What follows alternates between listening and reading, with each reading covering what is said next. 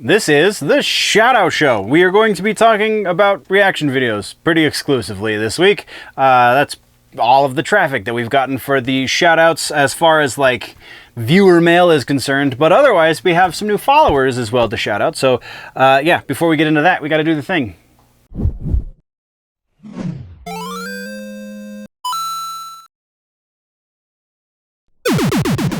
So, once again, Shoutout Show, caveats and things and the explanation. This is the Shoutout Show. If you subscribed, if you followed on the socials or did any of that stuff, then I'll say, hey, thanks for the follow or the subscription.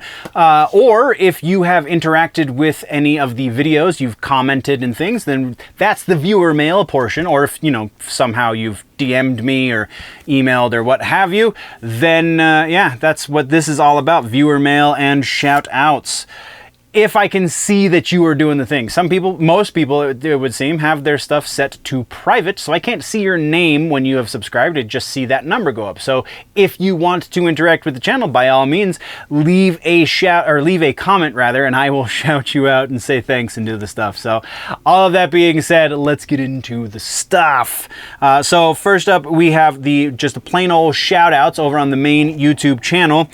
Zachary Esselstrom and Sarah Ayanna both have subscribed since we last spoke. So thank you very much, nerds, for the subscriptions. That is all we have for proper shout outs. Everybody else who's subscribed or whatever either did it on a platform where I can't see your name, or to have your stuff set to private so I can't see your name. So let's move into the viewer mail portion, shall we? First up, I really like this one. Oh, also, before we get into that, we have something different for the Shoutout Show going forward. We're going to be doing things a little bit differently. I have some help now, it would seem, and the help comes in form of, I'll just let him introduce himself. So, yeah, hi. Aren't you going to give him your name?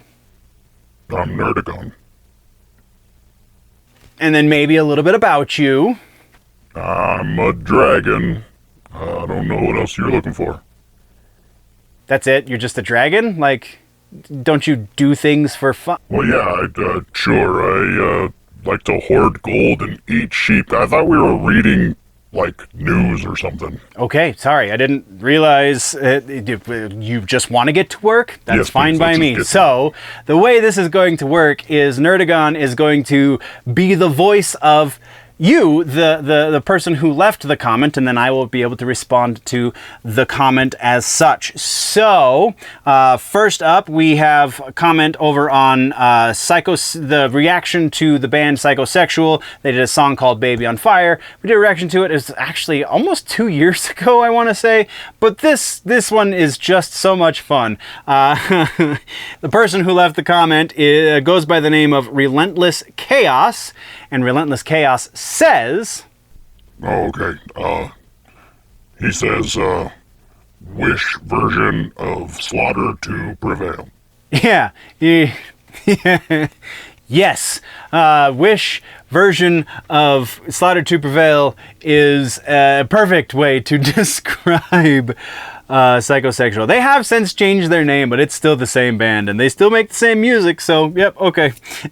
From there, there were a couple of other bigger reaction videos that went out on the main channel while we were gone. First up is the new Billie Eilish song from the Barbie movie. I don't remember the name of the song for whatever reason, and yeah, but yeah, new Billie Eilish. Go check out the review, or the reaction rather. And the first comment comes from jphoenixfan, and jphoenixfan says, jphoenix says, Billie and Finneas wrote this for the Barbie movie. Her second album was released a couple years ago. You should check it out. It's called Happier Than Ever. She also put out a 2-track EP called Guitar Songs. So, thank you very much, jphoenixfan, for the elucidation. I honestly, like I said, did not realize, I said it in the reaction video too, I know she's put out more music than just that first record, so there we go. We have a couple more records to go check out for Billie Eilish. I very much appreciate it. Thank you very much. Next up comes from DAEL CAVAZOS, and DAEL says... DAEL says, hello, bro. Plis, review, You Don't Own Me Tamino, Hounds Puma Blue. Pills, bro, heart. All right, we've talked about this previously. Maybe I will, maybe I won't. Like, this is not the way to do promotion for the things that you like. Like, I do a whole lot about the way I do reaction videos. I like to think of it, actually, is rather organic. So it's something that has come across my suggested feed that strikes my eye, or it's a song I'm anticipating because I know a band is putting out new music, or it's a band that I'm at least vaguely familiar with but not super well versed in their music, or just a genre that I've never really gotten into before. So like very rarely am I going to take suggestions from people I don't know. So yeah, sorry, but maybe I will, maybe I won't. There's no guarantee one way or the other.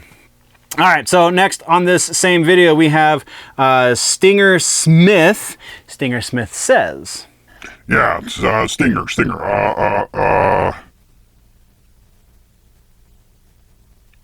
You're missing the fact that this is from the Barbie movie, where everything is bright and happy. It's weird.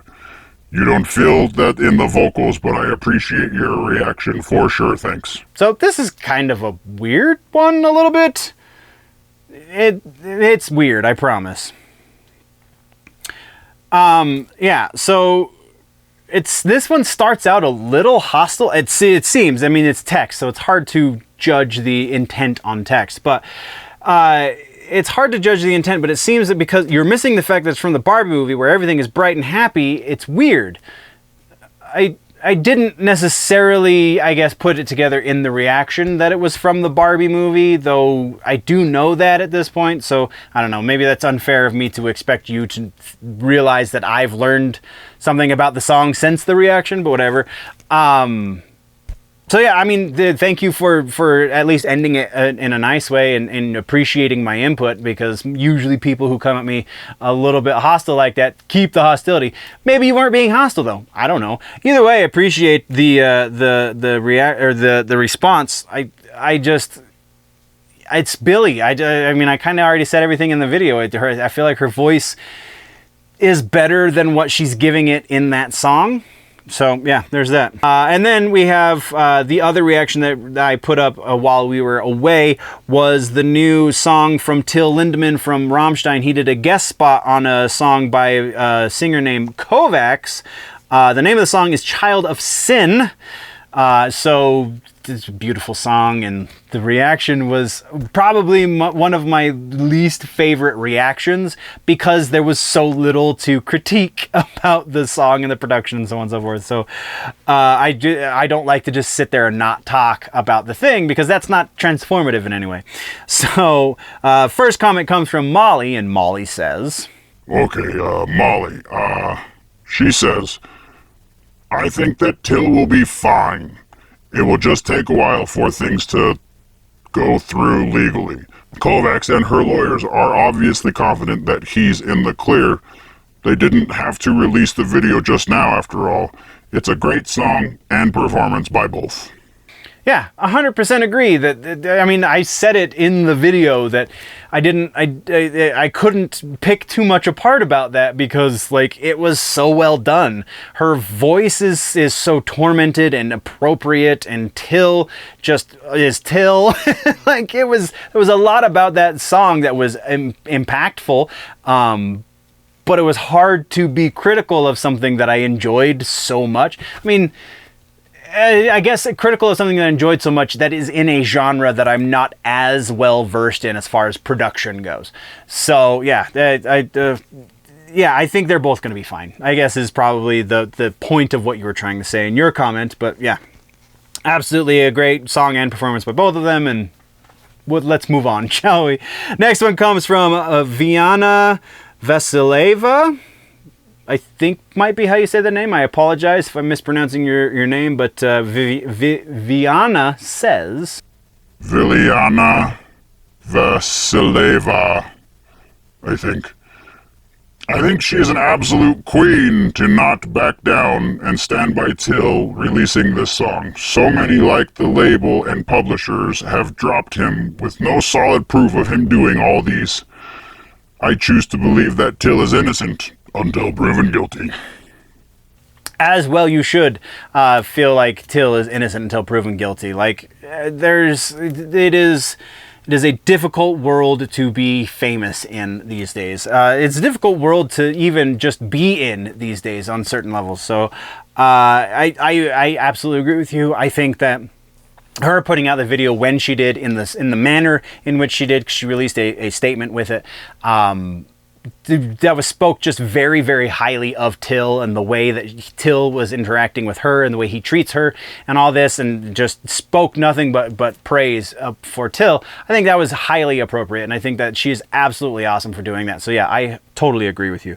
From there, we have one from Tosa252.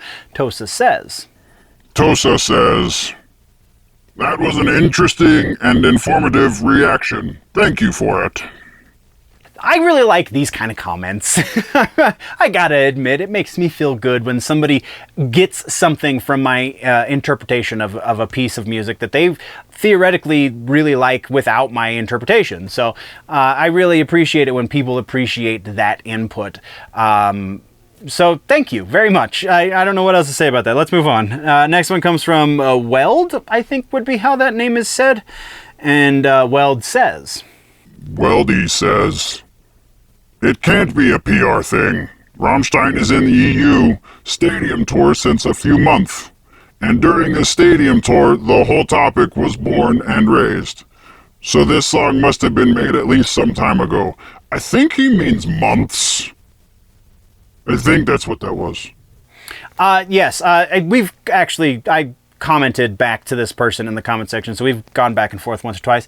Yeah, I came to that conclusion by the end of this video. Yes, I don't believe it is actually a PR thing. I think there is no avoiding it being some kind of PR, just because the situation is what it is, and this song very specifically is what it is. That there's just no way to not have it be that, but it's good PR, and I think that's kind of the best way to look at it. It wasn't an intentional PR move, but it is turning into good PR in the eyes of public opinion, I think. So yeah, 100%. I agree. And like, I know how the industry works. So telling me that the song had to been in motion for months by the time it was released, and his charges were not brought up until a few weeks before the song, like, the timelines don't line up. Yes, I am fully aware of how music is made. So thank you. I'm not trying to be dismissive, but yeah, I got you. I understand. Thank you very much. And then we got one more on this one, and it comes from Spring in Paris. And Spring in Paris says, "Spring in Paris. That's a great analysis. There were some visuals I didn't see before you pointed them out. Regarding your observation how slightly Till's voice differs depend on when he sings English or German is interesting. Here's what I can provide as possible reason. When I listen to songs like, let's say, One by Metallica, know what the song is about, I hear the pain and turmoil. But when I listen to Deutschland or Puppe by Rammstein, I feel the pain. It's also a little bit different when you hear a song in your mother tongue or in a different language. No matter how well you speak it, singing is a very emotional act. So I imagine it's the same for very tiny differences when you sing a song in your mother tongue or not. Little emotional nuances in the pronunciation of words. With love, from Germany." Again, I kind of really like comments like this.